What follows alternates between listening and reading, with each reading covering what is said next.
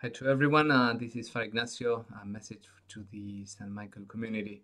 As you know, last Wednesday the restrictions for COVID were lifted mostly here in Oregon, and also Archbishop Sample sent a pastoral letter that I do encourage you to read on occasion of these new guidelines for COVID. I just want to give you an update of what we're going to do here at St. Michael's. One, in the same spirit and line than Archbishop Sample, we are going back to normal.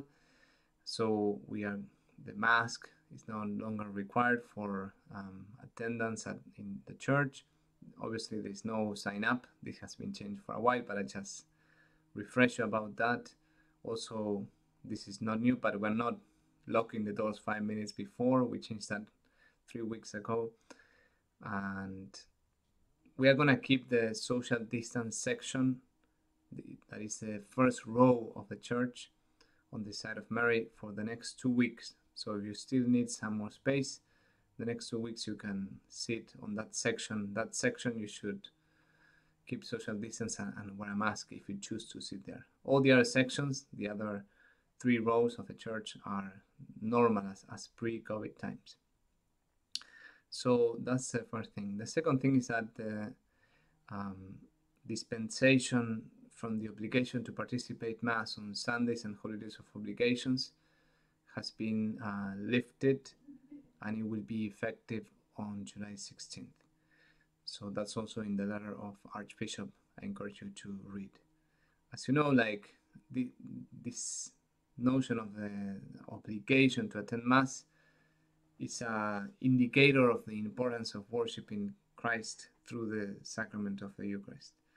If we truly love Him and we truly realize what happens at Mass, it should not be an obligation, but the obligation helps us to realize how important it is, this practice of the Church, not to worship through the Holy Eucharist.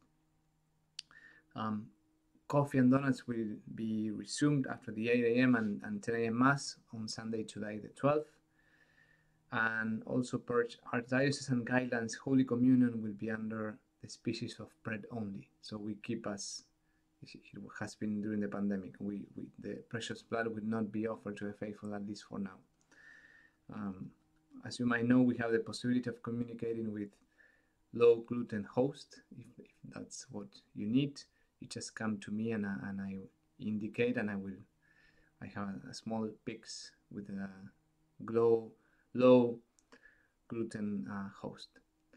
And well, I take this opportunity to thank you all for all your patience in this last year, and has been a challenging year, but also a year of blessing.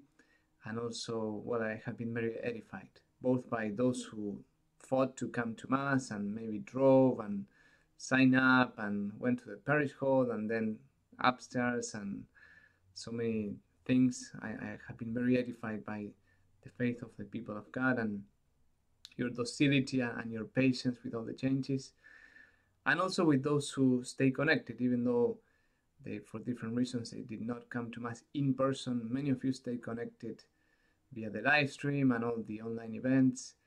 So it has been a challenging year, but also a very beautiful year in many ways. We have been called to recenter our lives in Jesus, and we have experienced that He's in the boat, as we said in the beginning of the pandemic.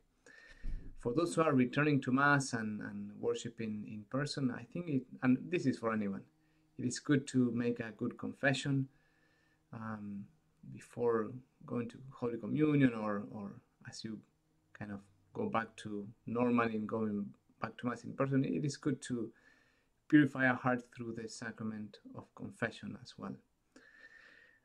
Well, that's it. I hope you are all doing well.